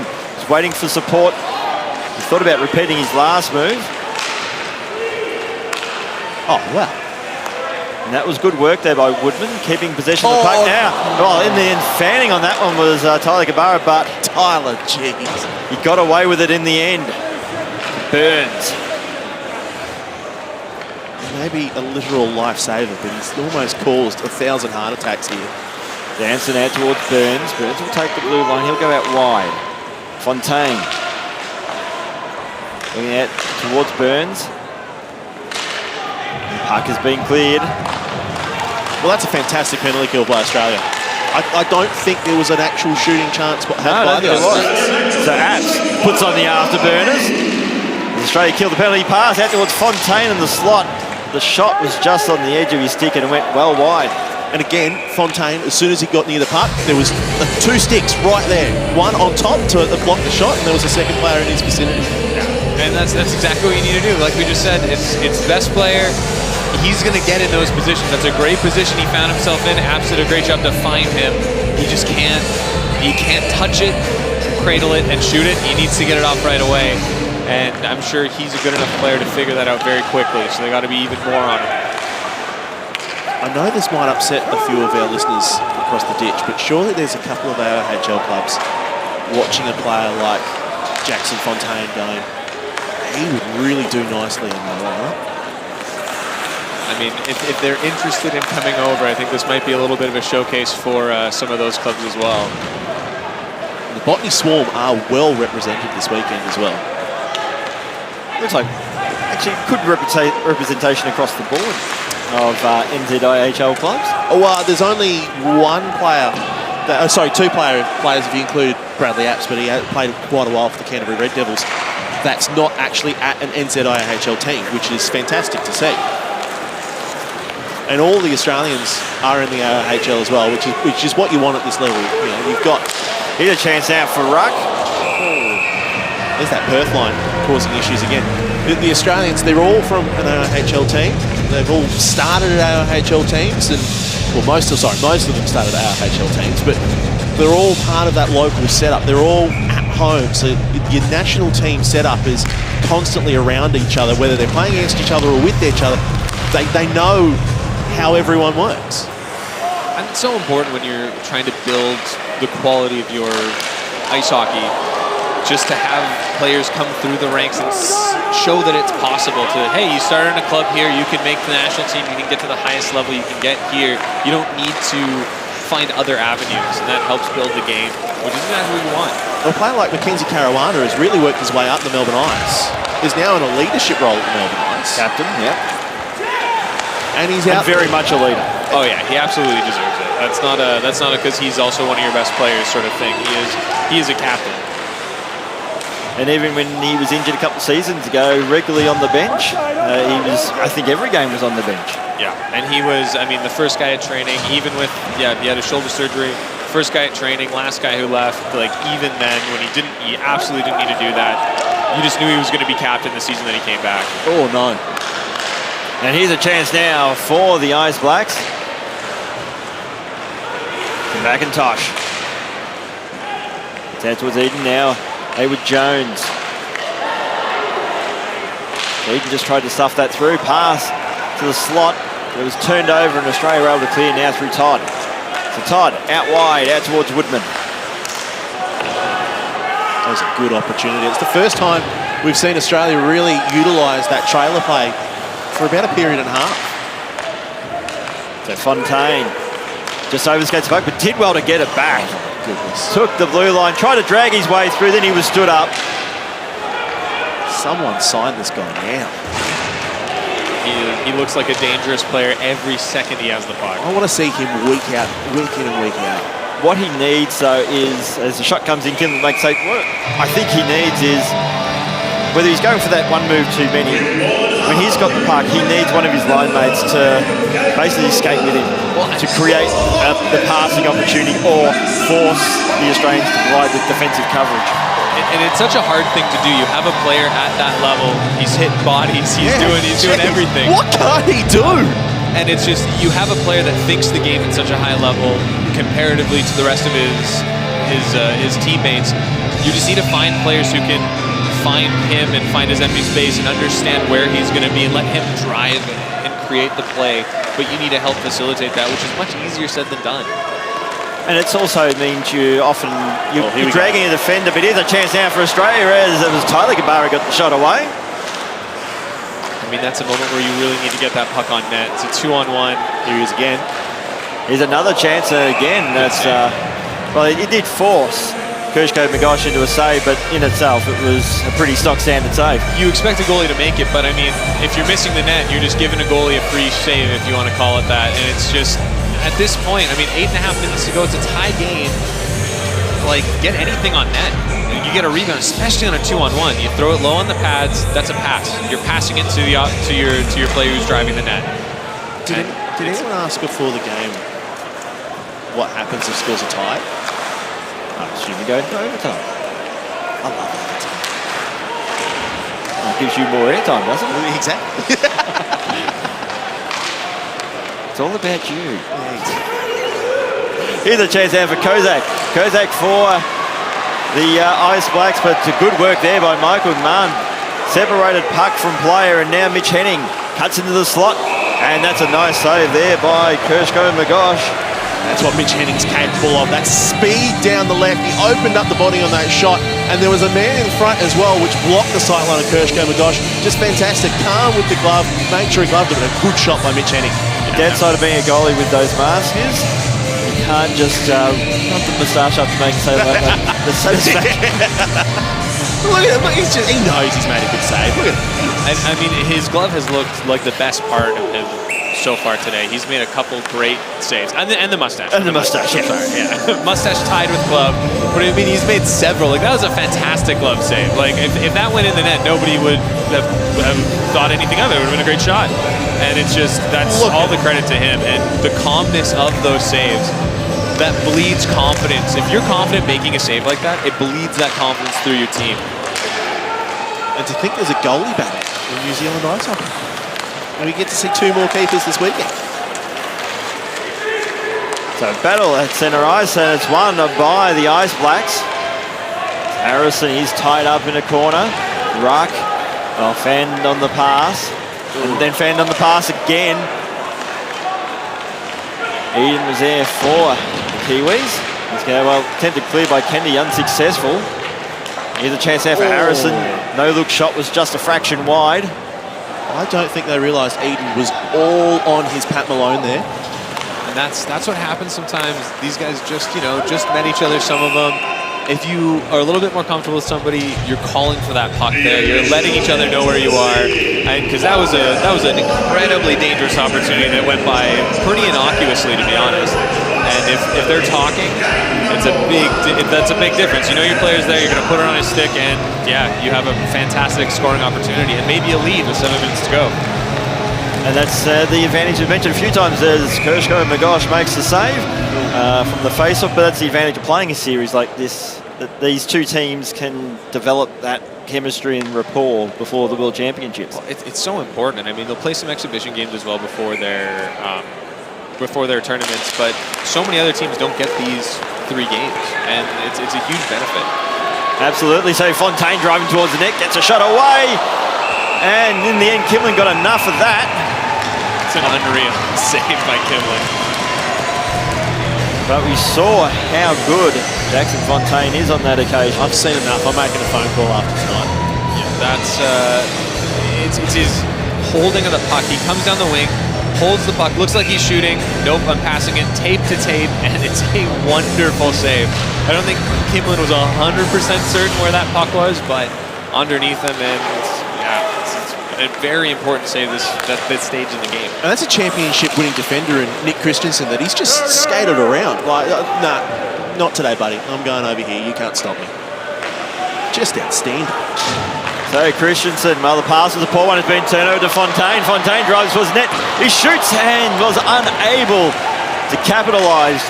Opportunity lost. That was his chance. Really was. Now here's a chance for Allen. The pass was way too hot on that occasion there for Gabara. Vyasov has the puck now. So Vyasov in Gretzky's office. Casey Gabara. How did Casey find the space to do that? So battle in the corner. Battle along the half wall. Ooh. We're starting to see some physicality come back into this game. With 5 minutes left, 2-all tie. Great work, Mackenzie Caruana. No call, though. Thought he might get the tripping call there. So now, Casey Gabara for the Mighty Roos. Pass to the slot wasn't a good one. Gabara will get the puck back. He's stripped of the puck. Kozak. Happy to send that one in the corner or in the direction of Anthony Kimlin, who will just leave it for his defenseman there, and Michael McMahon. He'll look for Mackenzie Caruana. It's being picked off. Not the greatest option, that pass. So, that was Amston. Good work by Burns. Mitch Henning to send Amston up at the blue line there. That was danger for the Mighty Roos. So Amston now 4. The Ice Blacks, well, the pass wasn't a good one, but good work there by Apps, just barging his way through, and the net has come off its moorings. Yeah, it came off its moorings because Kimlin's thrown it off in anger. And this is going to be a very much an AIHL reference for people who've been around for long enough.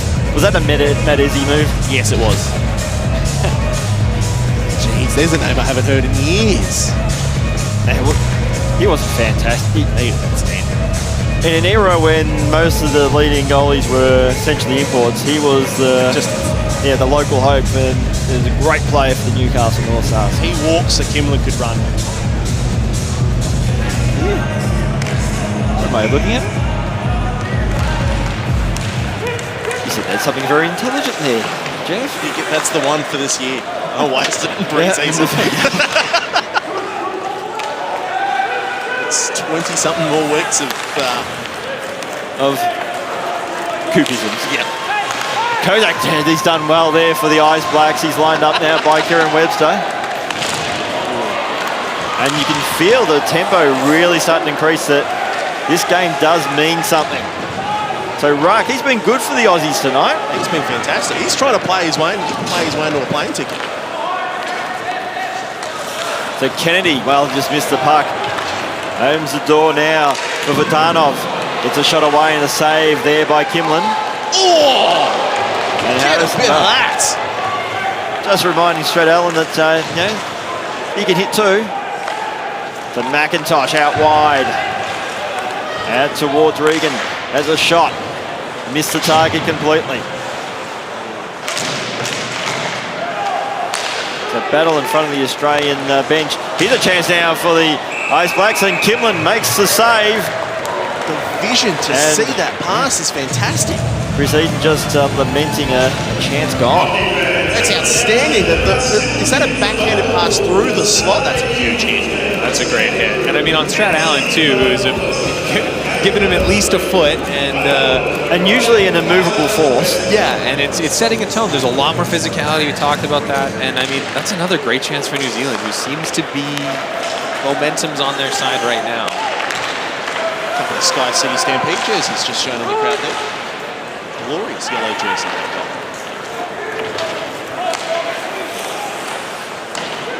I know you are very much a fashionista when it comes to hockey jerseys. I am the fashion police when it comes to the AHL. Except for that one time when the Brave rocked up in the Beehive jerseys. And no, I was with you on that one. My complaints that wasn't great. That got fixed that week. I'd like to think I did a service for fashion on that day. Now McMahon, he fires on net. Woodman, Caruana in the crease. In the corner, I should say, and Ice Blacks unable to clear. Just a sliding tackle challenge. Casey Kabara had a busy night tonight. And well, that was a tired outlet pass, and that will be an icing call. That's a pass that's made with 2.5 to go, and you're really feeling it in the legs. Is it now time if you're the New Zealand bench to call timeout? Oh, it is. Thank you. Thank you. That's the best thing you're doing all year. My best call of the year, and I've done it in pre-season. I mean, this is the time of the game where any mistake gets heightened. You have an icing that's ill-advised like that one, where they're starting to throw that puck away again. And just so you know, it is 5 minutes of 3-on-3, golden goal if it goes into overtime. Remember the last time we did an overtime game, Brian? I do. It was an exciting moment. It was fantastic. You weren't there for it, so Brian and I had this moment. We share it forever. So there you go, just repeating what I said before. Overtime, 2-2 at the moment. If the scores stay as is or end up 3-3, it's going to be 3-on-3 overtime for 5 minutes. So who's your three for Australia? Because New Zealand could just send Jackson Fontaine out there and he could be all three on his own. Yeah, he has been the most impressive player on either team tonight. He's making everything happen. Everything goes through him. And, I mean, you know who's going to be spending 2.5 minutes on the ice right now, and it's going to be him. Yeah, exactly. That's why he called timeout. He's out there now. That's Devlin, And also Fontaine, the call for the timeout, because that tempted out that whole defensive play from New Zealand looked like a very tired play. Yeah, it's what they were doing in the first period, and we were saying they're just chipping it up and hoping. Yeah. And that was a hopeful pass, hoping that somebody just happened to be there. And it's just, you can't afford that at this stage in the game. So important face-off was won by the Ice Blacks, and they're able to clear the zone as Malloy goes out wide towards Kennedy, looking for Kieran Webster. Interesting, the Perth line's gone out there with 2 minutes to go. David Jones leaves it for Daigle.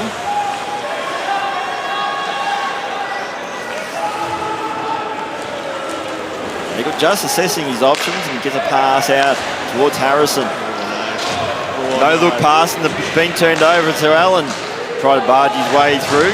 Sends that puck in the corner, and he was stood up by Amston. Daigle.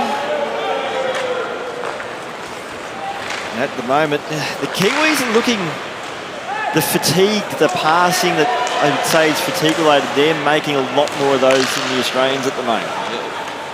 The shot comes in, rebound offered. Here's a chance now, and it's just high on that occasion there. It was so much net to put that in. He went top shelf, but unfortunately he ended up hitting the ceiling. And then they've just nearly stuck one in at the back post as well. Australia has to switch on quickly here because that was 20 seconds of madness. Yeah, I was just going to say before that shot, any shot's a good shot. And that all starts from just turning around, you're at the point, and you throw it on net, and look at this scrambly situation that happens, and Australia can count themselves very lucky they're not down by 1 goal with 1 minute to go.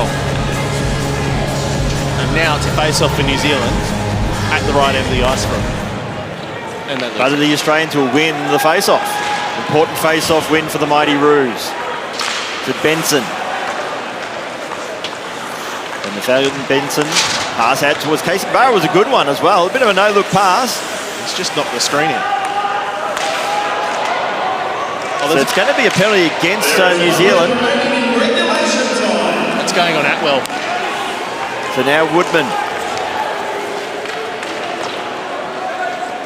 Now the game is very much on Australia's stick as Todd goes to McMahon. To Woodman. Casey Kabara. To the slot, and it's been touched up, so they're going to call Atwell for the hit, which nearly sent Benson into the com box here. I don't think it was that. Yeah, I mean, it's a tough... Especially late in the game. Yeah, it's one of those things... Well, we'll see it here now. Yeah, okay, yeah, all right, yeah. It's late. And he thought about it. You could see him thinking about it. He's like, yeah, you know what, I'll chuck a shoulder in here. And poor Nate. New Zealand number 11, 2 minutes for interference. Yeah, and it was a conscious decision, so that's a bad penalty to give away. yeah, it's a tough penalty, and it's one of those ones where it's like you want the refs to put the whistles away and only call the blatant things, and out That's a replay, blatant one. that's a blatant one, absolutely. Yeah. So Australia on the power play. Less than 30 seconds remaining in regulation. Shot comes in from Casey Kabara, and a beautiful save there by Kershko Magosh. And what could be a game-saving one. Wowee. That's again that glove. He's got a great glove hand, and this is a great pass. It goes through the seam. It's the thing that Australia wasn't doing before. Look how many defensemen it just goes right past. It goes past 4 players, and it gives them a wonderful shot and an even better save. Yeah, drew the Ice Blacks defence and then cut through them. Australia win the face-off. The shot there was wide, and that was by Vyasov. Here's a chance now for Devlin. He'll send that one in the corner. He's going to make it a foot race. Webster up against Fontaine. Webster will get there first. Time fast running out in regulation. And we will be heading into overtime. Oh, the horn hasn't gone. No, but the Whistle has. Whistle has, and that's the important. So And it's worth maybe that hit into the com box also knocked out the horn. It just the reverberations went over the scorer's bench. I'll fumble under the desk here and see if I can find the button. Hold on. That's it. So we are going to overtime. In the regulation, it is 2-2 between the Mighty Roos of Australia and the Ice Blacks of New Zealand. It's worth noting that it's 4-on-3 because of the power play, and then if that player comes out of the box, it's 4-on-4 until the next whistle, where it goes back to 3-on-3. And it's a big opportunity. A 4-on-3 power play, it's the same number of players up on the other team, but it's so different. You have way more space to play with, way more ability to open those lanes, just like they did there. So 3-on-3 for 5 minutes, of course, as Brian mentioned. Australia will be on the power play for at least for 1 minute 26 unless they score and win the game. So it'll be 4-on-3, and people follow the NHL. It's basically that setup, which means essentially for a minute and a half, I would expect the Ice Blacks to really be defensive. Yeah, they're going to play their most defensive players. Yeah, it's so much harder. Like we saw Australia score a goal on the penalty kill. When you have 3 players out there, you can't afford to throw a man on the forecheck, really, because then you're only defending with 2, and that is almost impossible because you never have that high guy. You just have 2 people low, and you can let them just walk in entirely, and it makes it way more difficult. It's going to be icing the puck a lot, trying to hold on to it if you can, just to kill those seconds. You want to get as even as you can, as quickly as possible, but it is extremely dangerous. This is the power play, and a power play that you never practice. There's no way Team Australia has practiced a 4-on-3 power play, not at this stage. And so it'll be, I think they're probably drawing up some plays now, but I mean, it'll be mostly up to the players they throw out there to just follow their instincts, and they're good enough. The 4 players that they're going to throw out there, whoever they are, they have 7, 8, 9 to choose from that could all absolutely do a great job. I think they're going to, at least for a bulk of it, it's going to be the Casey Kabara, Matt Caruana line. It's been the most effective for Australia so far tonight. It's one line that seems to have really gelled. You have Woodman and probably McMahon as your defence, unless you really want to go extra aggressive. Just some shots of the crowd. I will point out, 1,425 joining us in the Ice House tonight. Good crowd. I didn't know we could get that many. Yeah, because when you include the bar, standing room, corporate. Well, there's a lot of important people up at the bar. I like to think there's important people. But the 3 most important people are down here. It's always the fancy people in suits and not the people in the jerseys. Yeah. Like, okay, so fancy people are... Ooh, look at those guys. They're well dressed. Jeez, they must be important. That's why I wear the suit to the last finals and you didn't. Just saying. No, I'm not going to oversell what I am. The Australians were sent out. And now we've got the people with the jerseys. Todd, Casey Kabara, Ethan Hawes, and that's straight out. Going with size and skill on the back end. Burns is out there for the Kiwis with Devlin, and that Daigle. also looks like Daigle. Oh, this is going to be good. There's a height difference between these 2 lineups, it should be said. An important face-off win. You want to get possession as soon as possible if you're Australia. So Australia have the park. Kabara out towards Allen to Ethan Hawes. The Hawes. Allen fires. And Kusko Magosh makes the save. He thought about it, Hawes. He really wound up there. He was ready to go. Cocked that shot right back and then just pulled it into the pass. He thought about it a lot. I mean, that's what happens. Like a young player, I think, give him a year or 2 ago, that would have been a shot 100% of the time. It's that maturity to, hey, wait a minute, I'll pass it off, get a better opportunity that way. It's good to see. So Hawes now for Australia. Delays, gets a shot away. Kusko Magosh makes the save in the corner. So Kabara to Hawes. Back towards Kabara. The pass didn't quite work as intended. Now Cam Todd. To Allen, back towards Todd. Now Hawes thought about the shot, decided against it. Went towards Kabara, who missed the target. And now Hawes will have to go, skate back and retrieve the puck as Australia will make a line change. Carolina and Vyasov have come on. So Vadim Vyasov fires, shot was blocked. And that's hit the back netting and we'll have face off. So at the moment we've got 18 seconds remaining of the Australian power play. And you have to say the Ice Blacks penalty kill has organised themselves pretty well. Yeah, it's very, very difficult. Australia's having their chances. They're not hitting the net probably as much as they want to. They're kind of shooting it over, trying to go perfect shots, which, I mean, to be fair, it's the good goaltending of Krishko Magash encourages them to do that. And an organised PK. Yeah, of course. So, battle in the corner. And Atwell's about to jump out of the penalty box. So the penalty has been killed for the Ice Blacks. So it's going to be 4-on-4 overtime hockey.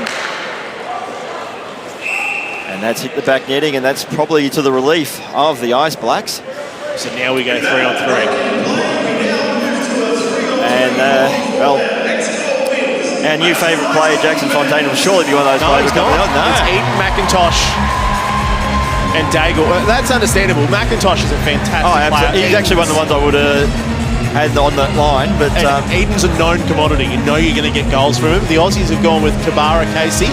But it doesn't interfere with our a bit of our bromance. No. Our new favourite player. He hasn't been seen this overtime yet. No, because they were on the PK. But here's a chance now for the Australians. And Krishko Magash was forced into the scrambling action as the Hawes there. Well, lovely little deceptive move. Hawes goes in, shoots, scores! Oh, a goal! No way! Australia win with one of the great individual efforts there by Ethan Hawes. Stand up for your country! Ethan says, get on my back! I'll take us to the promised land. Is that one of the best goals probably in Australian colours we've seen? Wow, that is top shelf. If you're going to win in overtime, a goal like that feels so much better than any other goal. And that's what skating can do. He makes 1-2 moves before that even, and falling down, he picks the top corner on the glove hand side too, which has been a no-go zone the whole game. And the Kuzi Eagle celebration as well. A celebration that's worthy of a goal like that. It's probably not a way that the New Zealanders deserve to lose a hockey game. They were fantastic tonight. Yeah, they have hopefully a lot to build on, because that was an incredible performance. And they could have so easily won this game. They had a great chance with, a minute and a half to go in the third period that could have easily been in the back of the net. And, I mean, they wouldn't even have got to that moment in overtime. And what it does, it also sets up this weekend beautifully. We've got games tomorrow at 5 o'clock. We've got a game on Sunday as well. The games will be broadcast on the same YouTube channel as you're watching today, but with Rod and Steve in commentary. So we've done all the groundwork. They just take the glory. They've got so much to live up to after tonight. Absolutely. But to wrap things up here from O'Brien Icehouse, the Mighty Roos of Australia, they take the lead in the Trans-Tasman Ice Hockey Challenge by defeating the Ice Blacks of New Zealand 3-2 in overtime in what was a fantastic exhibition of hockey. My name's Michael Clough, on behalf of my co-commentators Jeff Coop and Brian McKenzie. Well, we'll be watching tomorrow. Tune in.